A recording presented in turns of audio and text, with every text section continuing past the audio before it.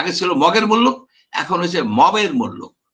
Mob ডাকাতি বাংলা ভাষায় নতুন শব্দের সংযোগ হয়েছে, মব ডাকাতি। নির্বাচন নিয়ে কোনো অনিশ্চয়তা দেখেন কিনা? ডিসেম্বরের মধ্যে নির্বাচনের একটা কথা প্রধান উপদেষ্টা থেকে বলা হয়েছে। আপনি কি মনে করেন যে ডিসেম্বরের মধ্যে অথবা পরবর্তী বছর মার্চের মধ্যে নির্বাচন সুন্দরভাবে হবে বর্তমান ডক্টর ইউনূসের অধীন নেতৃত্বে?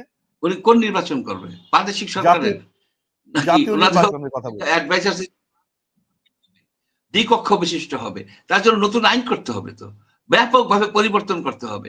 তাহলে ওনারা যে সংস্কারের যে জিনিসগুলি আনছে, এরা সংস্কারের যে জিনিসগুলি আনছে সেগুলিকে অটোমেটিক্যালি বাদ দিয়ে দিল। যদি বলে যে হ্যাঁ সংস্কারের ওইগুলিকে ইস্যুগুলিকে আনা হচ্ছে, সেগুলিকে আমরা কনসিডার করে সেই অনুসারে নির্বাচন করব। আপনি এখন চিন্তা করেন যদি 400 সিটে নির্বাচন করতে হয়, বা আপনাদের প্রাদেশিক সরকার যদি আনতে হয়, তাহলে সেইভাবে আইন করতে হবে, সেইভাবে নির্বাচন ব্যবস্থা গড়ে তুলতে হবে। সেগুলি কি 5 বছরে সম্ভব? তাহলে অটোমেটিক্যালি তাহলে ওনাদের বলতে হবে যে এই যেসব রিকমেন্ডেশন গুলি আছে এগুলিকে আমরা বিবেচনায় নিচ্ছি না, নর্মাল যে নির্বাচন আগে হইতো সেই নির্বাচনই আমরা সেই নির্বাচন করব।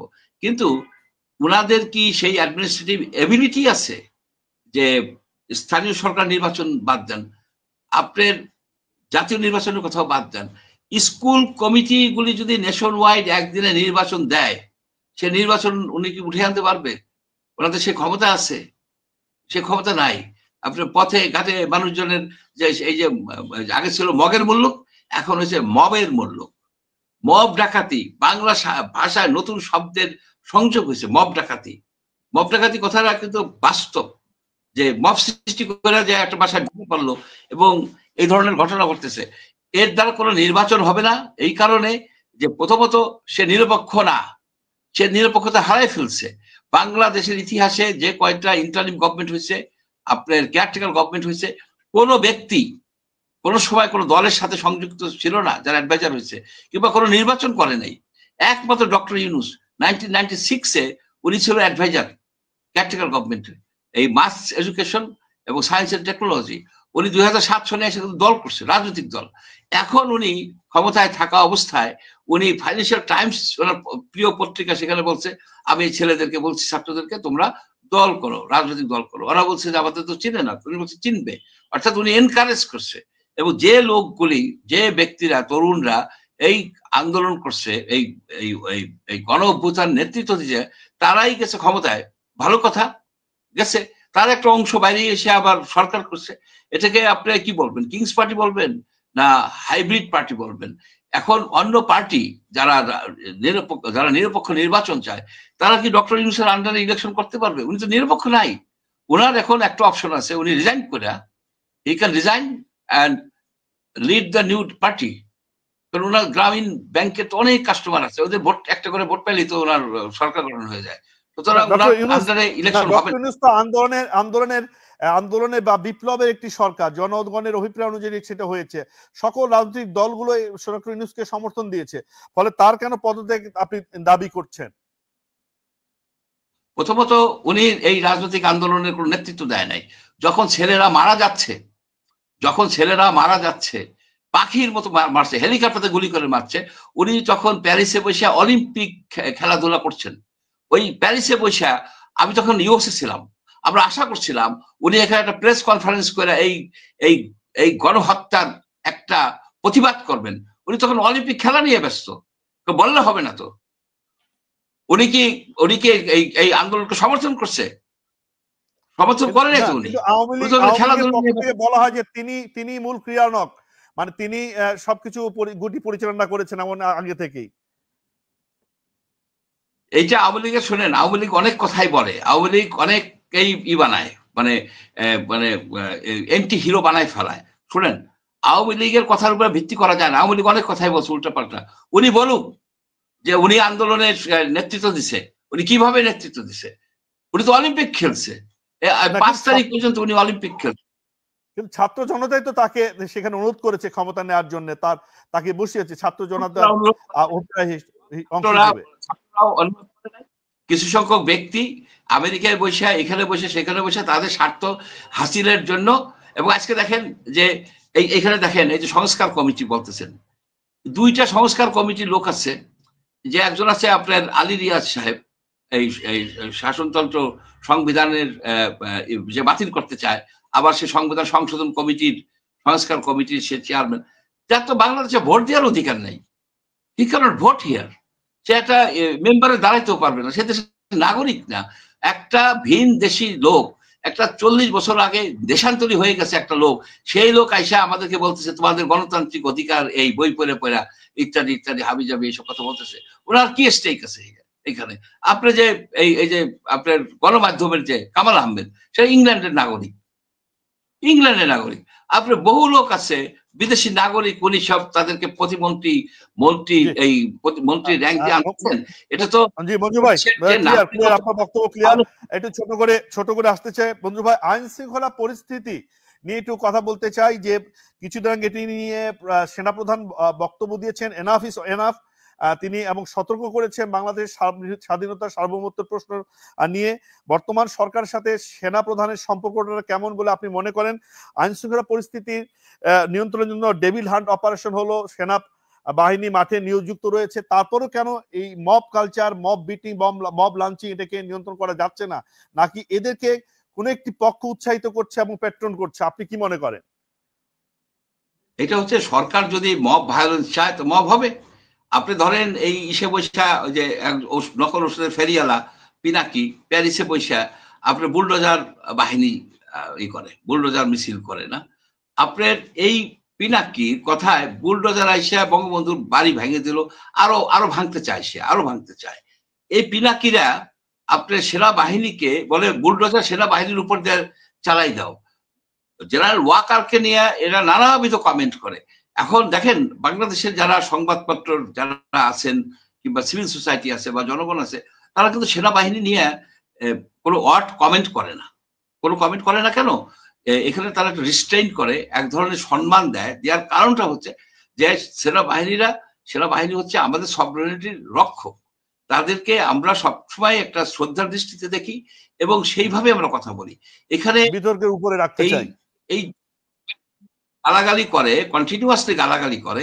সরকার কি তাদেরকে বলে যে আমরা এর সাথে জড়িত না, আমরা ওনাদের কথা দায়িত্ব নিচ্ছি না? সরকারের ভিতর থেকে তার সাথে দেখা করে আসছে একজন মন্ত্রী লেভেলের অ্যাডভাইজার, যে পিনাকির সাথে দেখা করে আসছে, তো অন রেকর্ড। সে পিনাকি যদি সেনাবাহিনীর প্রধানকে গালাগালি করে, প্রত্যেকদিন গালাগালি করে, তাহলে দায়িত্বটা কার উপরে পড়ে? সরকারের উপরে পড়ে।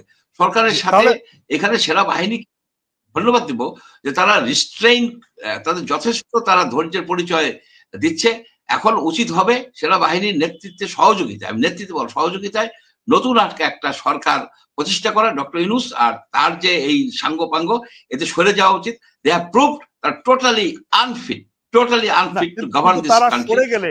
সরে গেলে আরেক ধরনের সংকটের মধ্যে দেশ পড়বে কিনা, এবং সেখানে যে প্রতিবিপ্লবী শক্তি অর্থাৎ আওয়ামী লীগের শক্তি তারা বেশি সংগঠিত হয়ে আবার আসবে কিনা, এরকম নানা রকম কথা আছে। ফলে একটি সরকারকে সরিয়ে যাওয়া বা সরিয়ে দেওয়াটাও সমাধান নয় নাকি?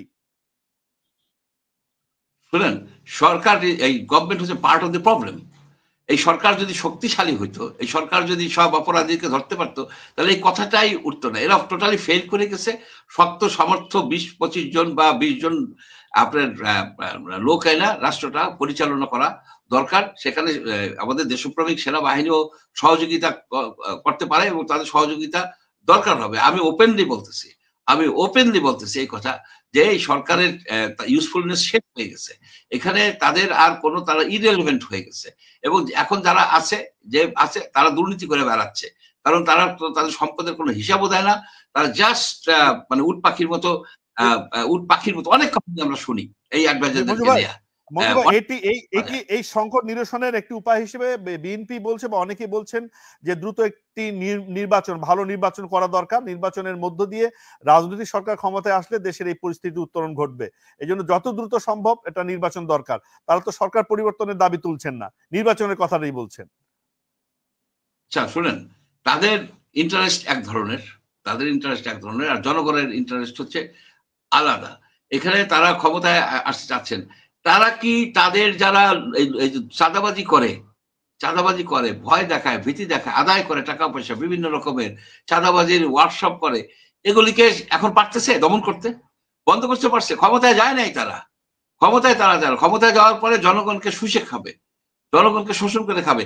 আগে এই চাঁদাবাজি বন্ধ করুক, যদি সে চাঁদাবাজি বন্ধ করতে পারে আমরা বলবো যে কালকেই নির্বাচন দাও। যদি সে সারা দেশব্যাপী তার কথা শুনে, কেউ শুনে না এই তারেক রহমানের কথা। এখানে লুটপাট চলতেছে, সে এসে দেখুক, সে আসে না কেন দেশে? সে দেশে আসতে পারে না, যে আইন শৃঙ্খলা পরিস্থিতি এরকম খারাপ তারা মনে করে, তার সিকিউরিটি নাই, সে দেশে কিভাবে তার চেয়ে বেশি দায় তাদের উপর চাপিয়ে বিএনপিকে রাজনৈতিকভাবে হেয় প্রতিপন্ন করার, ছাত্র দলকে হেয় প্রতিপন্ন করার একটা রাজনৈতিক অভিসন্ধি কাজ করছে বর্তমান সরকার এবং জামাতকে নিয়ে তারা এই কথা বলছে। ওগুলি হলো আপনার সব প্যাকেট করা কথা, একটা করে ছাড়ে এগুলি কথা। তারা মাঠে যাক না কেন? আজকে মোহাম্মদপুরে চাঁদাবাজি করে কারা? কোন গ্রুপ? সে গ্রুপে প্যাট্রোনাইজ করে কারা? আপনার ফিল্ডে যাবে, ফিল্ডে যেয়ে আপনি আসল কথাটা বলবেন, গ্রামে যান, গঞ্জে যান। সরকারের তো দায়িত্ব তাদেরকে ধরা, তারা তো বলেছে বিএনপি যে আপনারা ব্যবস্থা নিন, যারা এই ধরনের চাঁদাবাজি করছে, অপরাধের সাথে যুক্ত, আপনারা ব্যবস্থা নিন, আমাদের দলীয় কর্মী নেতা হলে ব্যবস্থা নিন। তাহলে এই সরকার কেন তাদের বিরুদ্ধে ব্যবস্থা নিচ্ছে না? তাদের দলীয় কর্মীকে তারা কেন নিবৃত্ত করতে পারতেছে না? তাদের দলীয় কর্মী আমার চোর সরকার কেন ব্যবস্থা নিচ্ছে না সেটি বলুন। সরকার দুর্বল, সে সরকার তো দুর্বল, সেই জন্য সে ইলেকশনও করতে পারবে না। এইসব লোকজন গুন্ডা পান্ডারা যায় এত ভোট চুরি করে নিয়ে চলে যাবে। ফ্রি ফেয়ার ইলেকশন তো হবে না। যে দেশে ওপেনলি চাঁদাবাজি হয়, চাঁদাবাজদেরকে পুলিশে ধরতে পারে না, মিলিটারিও ধরতে পারে না, এরকম দুর্বল অবস্থায় সেখানে ইলেকশন করবেন, ভোটটা তো চুরি হয় ভাই।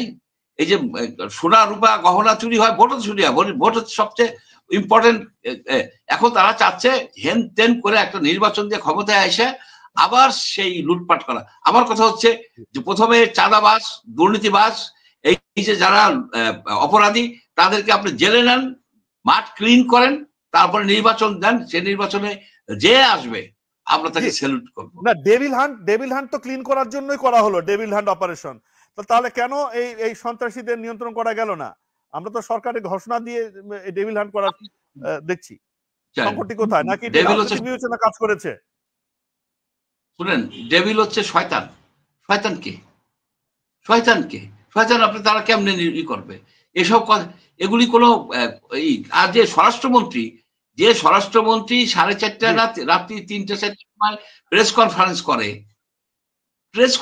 করে, সে কিভাবে এগুলি তো তার কেউ মানে?